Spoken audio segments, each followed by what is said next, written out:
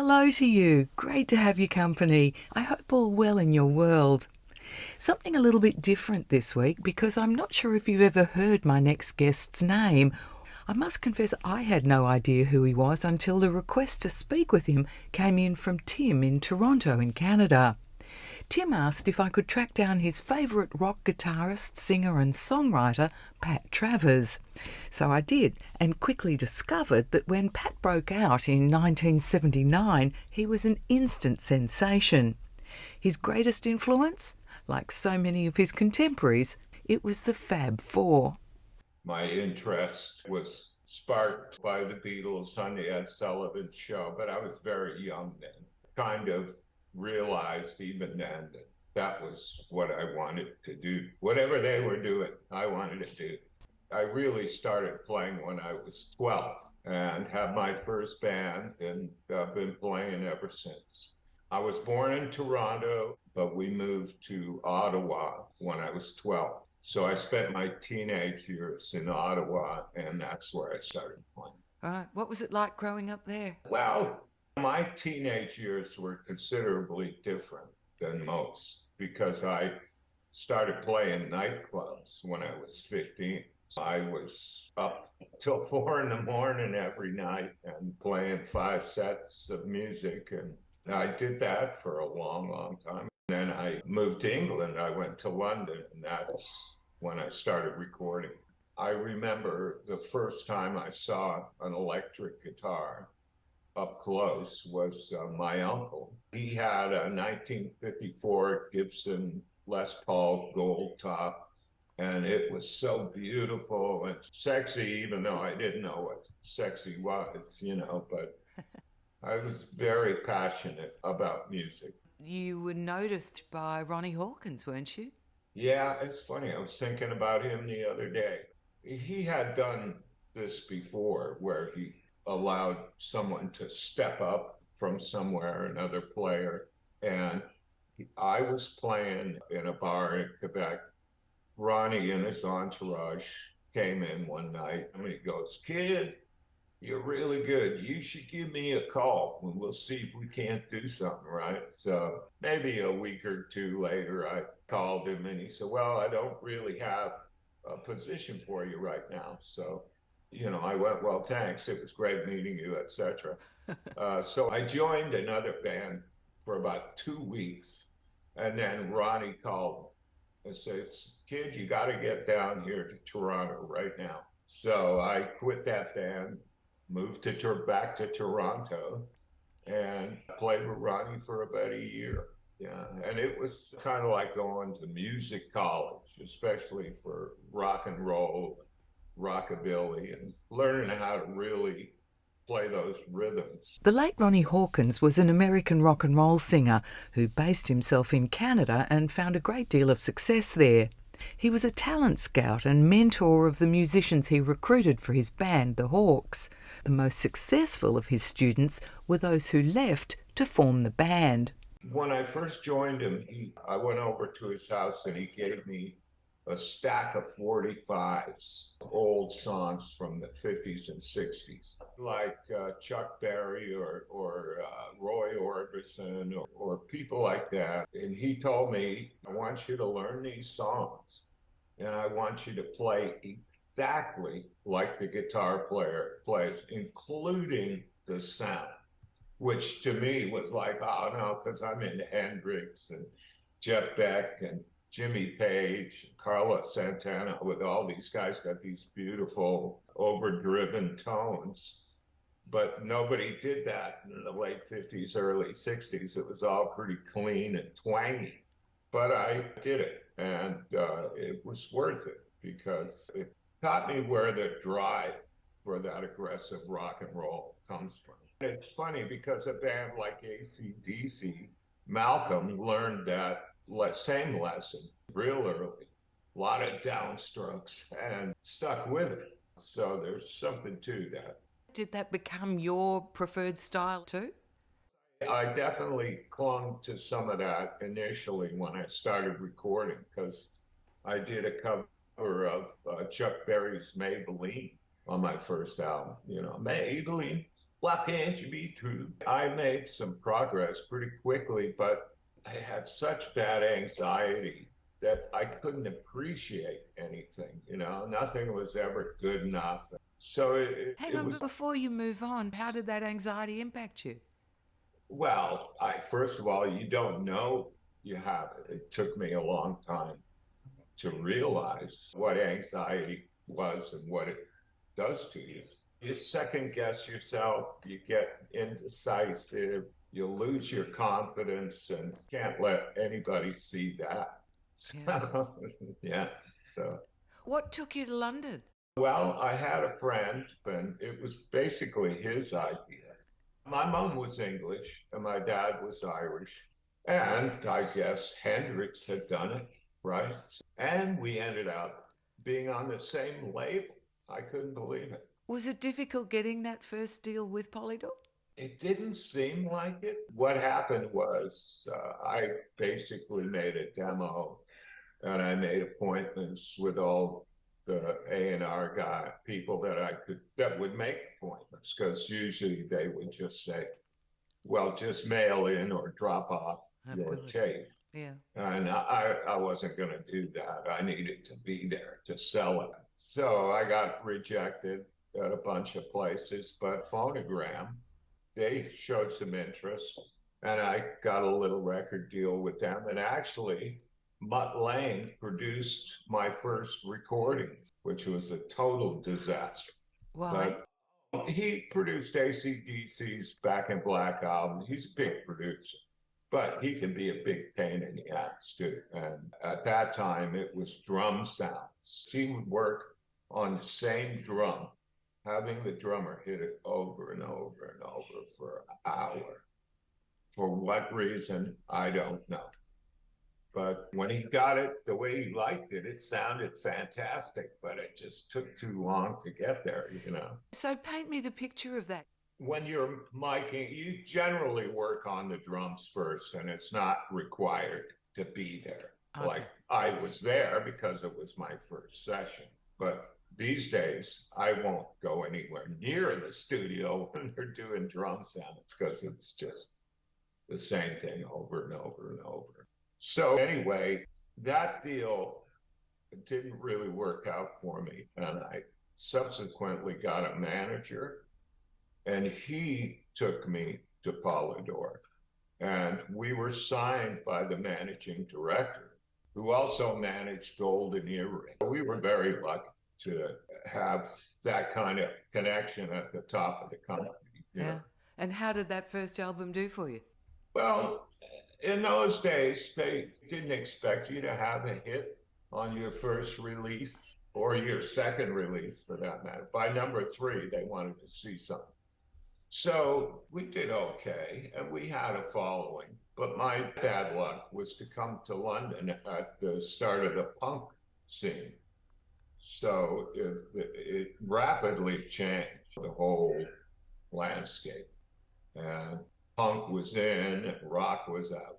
But fortunately for me, we were getting a lot of airplay in the States and all over. And so we were selling some records as imports because my record wasn't released in the US officially. It was a European release.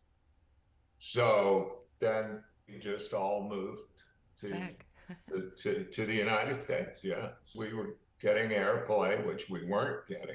There were no radio stations to play music in the UK at that time anyway, or in Europe for that matter. It was barren. But in the US, every major town had at least 2 or maybe 3 hard rock stations, and everything was going great.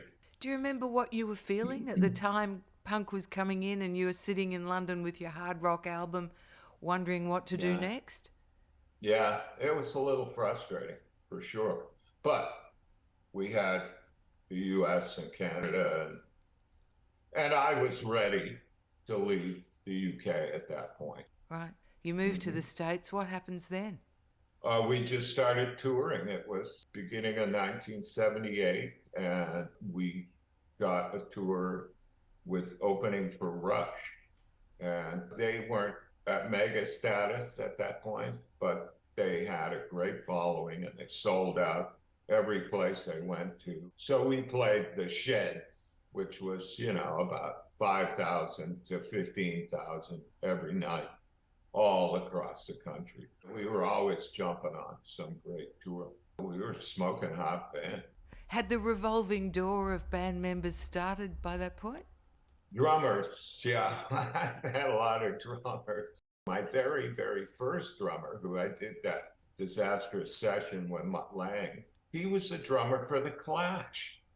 I couldn't believe it. I mean, one day he was like a long-haired hippie from Dover, and the next day he was a punk in the Clash. It was awesome. He was a real chameleon. Yeah.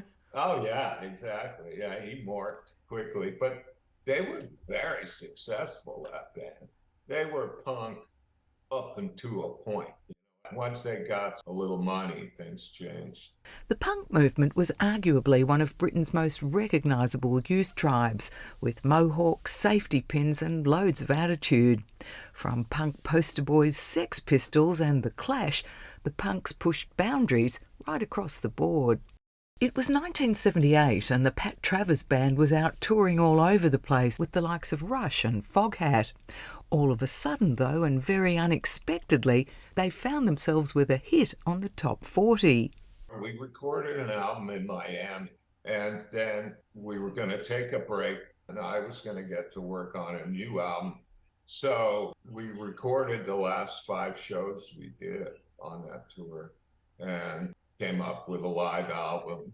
And we had this one song called Boom Boom Out Go the Lights, which was an audience participation thing.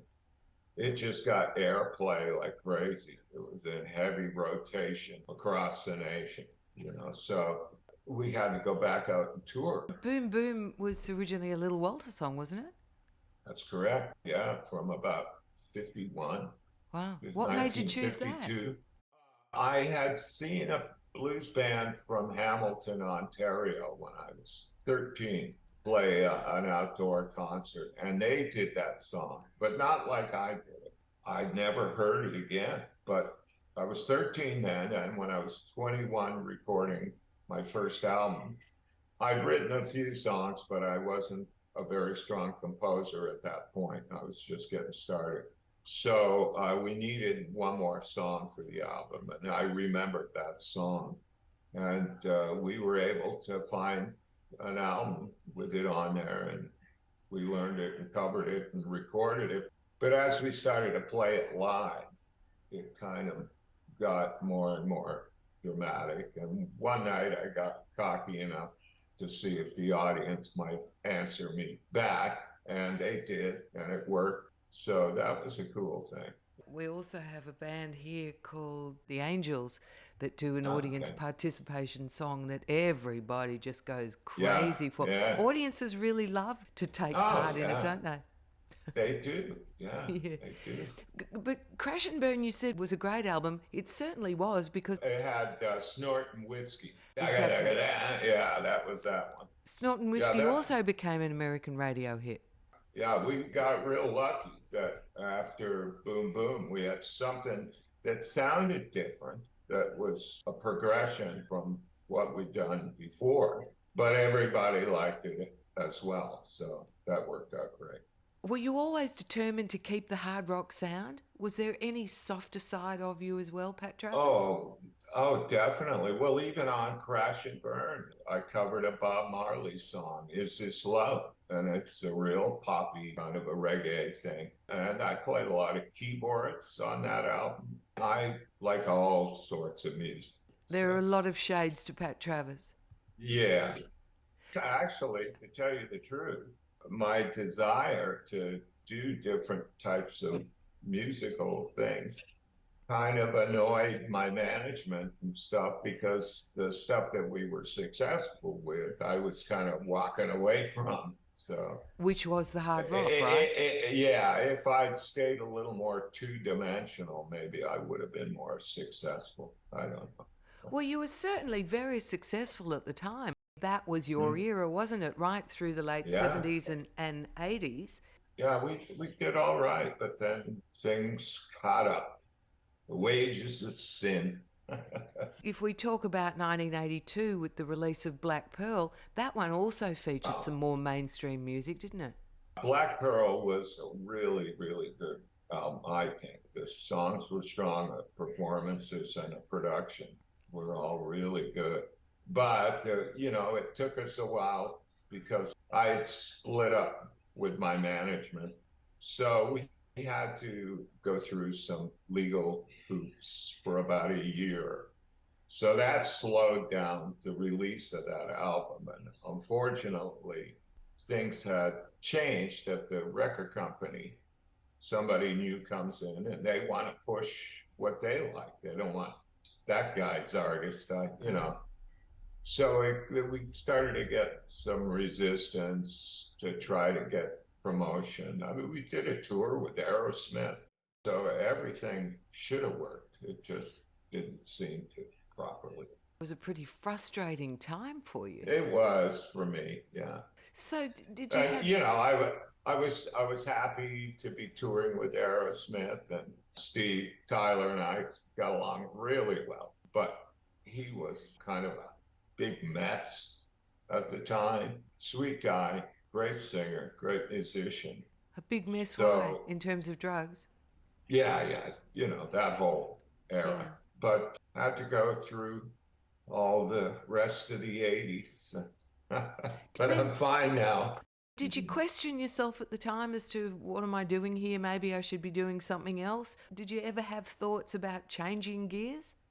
Yeah, but you kind of get trapped because if you don't do the next album, you're not going to get any money. And production advances was how I lived in between touring and stuff. I couldn't stop. I had no way else to support myself. I had people depending on me too. By that point, I had acquired a lot of encumbrances, just people that worked for me, and I was married, and yikes. So by then. How did you deal with yourself? Glug. Right. I'm Irish. We drink when we're happy and we drink when we're sad. Did that ease the pain or it made it even worse? No, made it even worse, yeah. Obviously you got out of that cycle. I met my wife, Monica, in 88. And we've been together ever since. She saved you. Yeah, I was lonely. I didn't know I was that lonely. Not lonely anymore. Just stepping back a minute though, what was the result of one of your songs featuring on the 1983 film Valley Girl? Did that give it a big kick? That's right. It did. I never saw the movie. I still haven't seen the movie. But funnily enough, my wife was pretty young at the time, but she really liked Nicolas Cage. So she thought that was super cool. Pat says despite the song featuring in the hit movie, he never saw a penny of the fee. Management took it all. I don't know one big artist that I know that hasn't had that same story. I mean, even the Beatles got screwed and still are bound by the original publishing contract that John and Paul signed in 1962. And they gave half of their publishing to Dick James. Brian Epstein, their manager, took 25%, and John and Paul split 25%, so they got 12.5%, and that's what their estates get to this day. Wow, I didn't know that. Crazy, yeah. Yeah. And do you think that's because the artist generally is so young and inexperienced and naive and trusting? That's it. And because you don't want to put up too much of a fuss, because now people are paying attention to you and they might just go away if you ask too many questions. It's an age-old problem, because when you're usually in your early 20s, late teens, when you're getting into these relationships, and you sure don't have the savvy to understand the ramifications of what it is you're doing. You just want to get on with it. Pat, tell me a little bit about that crazy 30-minute home video that you made after the album Hot Shot came out. What was that all about?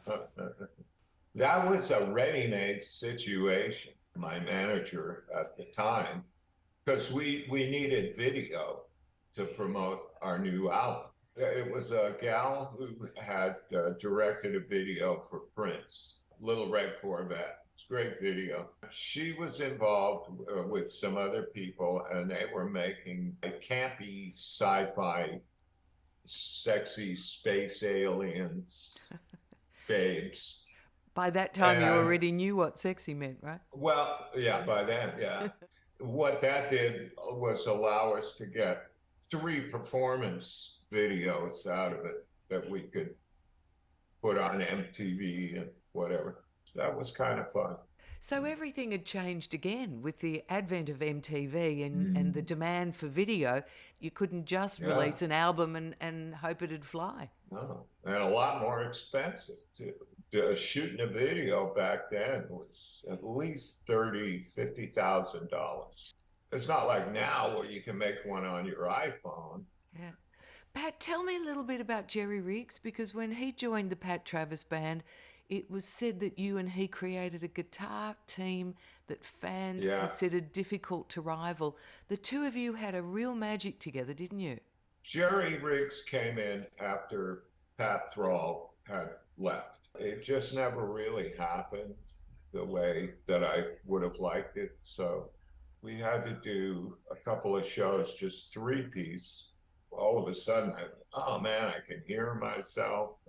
Right. So I decided to go back to just a trio live.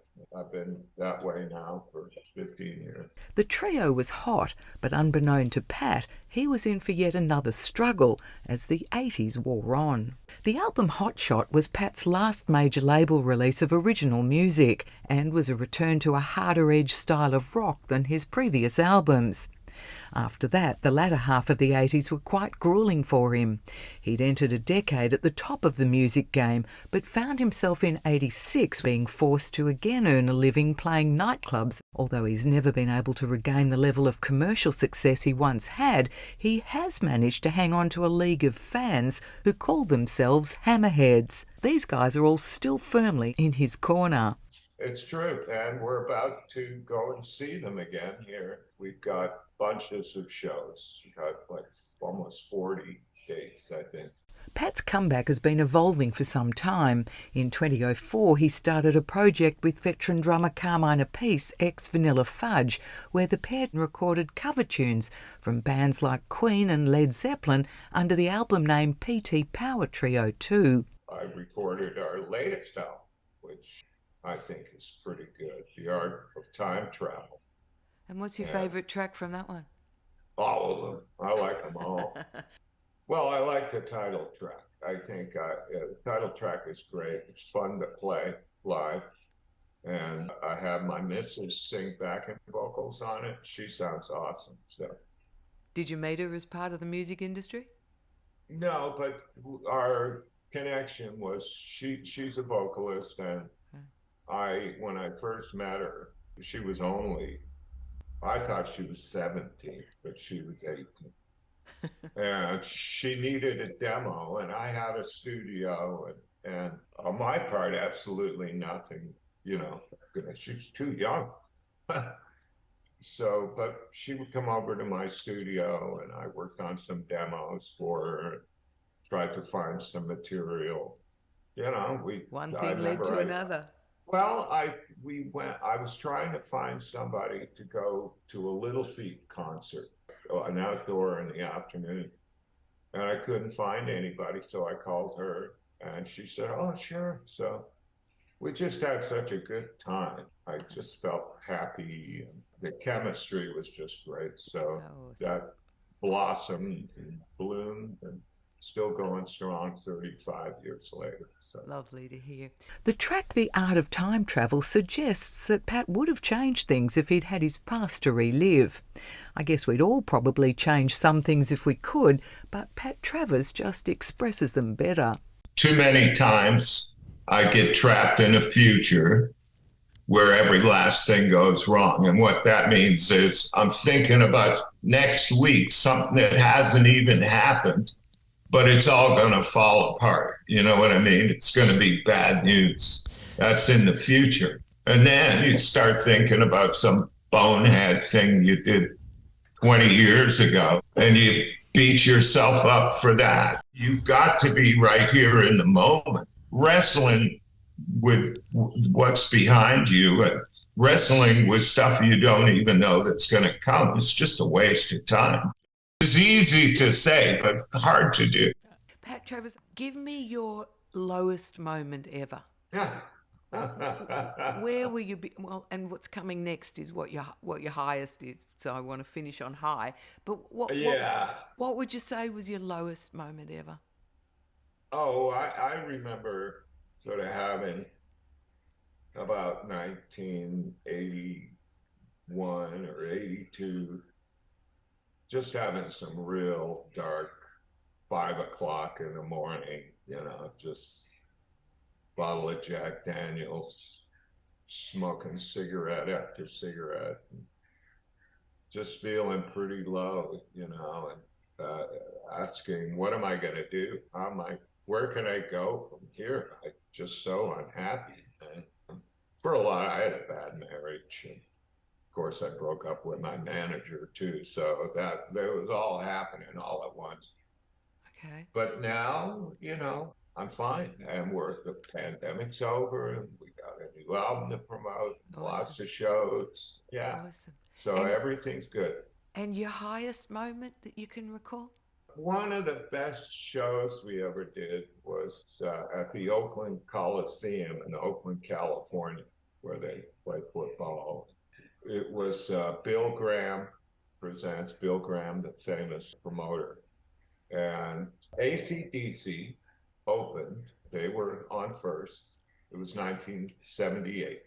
And then Van Halen, then my band, then Foreigner, and Aerosmith closed. And it was a beautiful, perfect day, 65,000 people. We were on at the best time of the day because it wasn't too hot. And it was just a perfect day. Everything went right that day. And how did you feel? I felt fantastic. I was doing what, I had always wanted to do and was successful at it. So it was fun. Pat Travers was inducted into the Rock Gods Hall of Fame in Nashville in 2023. He feels he's finally received the recognition he deserves, and while he's still passionate about making music and playing for his fans, he's the first to admit that these days it's all getting a little more difficult. I don't like sitting in hotel rooms. That's where a lot of the trouble starts. If you have to fly nowadays, it's going to be a big pain in the ass. And I happen to like hanging with my wife. As long as it sounds good, then I'll play anywhere. And with the two guys I'm playing with now, they're just incredible. The motor is really tuned up and running. We worked really hard on the last album. And I was very happy with how that turned out. Pat Travers, thank you so much for your time today. What a joy to chat with you, and so glad that you're back on the road and doing what you love to do. Well, thanks so much, Sandy. I really enjoyed chatting with you, and I look forward to our next conversation. Me too. Try and head out this way. We'd love to see you here. Oh, I would love to come to Australia. That was another thing. We missed that. I was prepping to get my chance to go to Australia. I even covered a song by an Australian band, the Easy Beats, the Young Brothers' older brother. Which song? It's called Evie. Oh, I love that song, yeah. Oh, yeah. We did just a burning version of it. At my 50th birthday, the band that I had playing changed the lyrics of Evie to Sandy, and they sang Sandy. It was pretty awesome. Yeah, it was. That's incredible. Well, you'll have to see if you can find that tune by me at my band. Yeah, and I think you'll like it. I will. Very high energy. That's awesome. Pat Travers, I really appreciate your time, and I'm really glad to see you in such a good space now. Awesome. Okay, Sandy. All the best.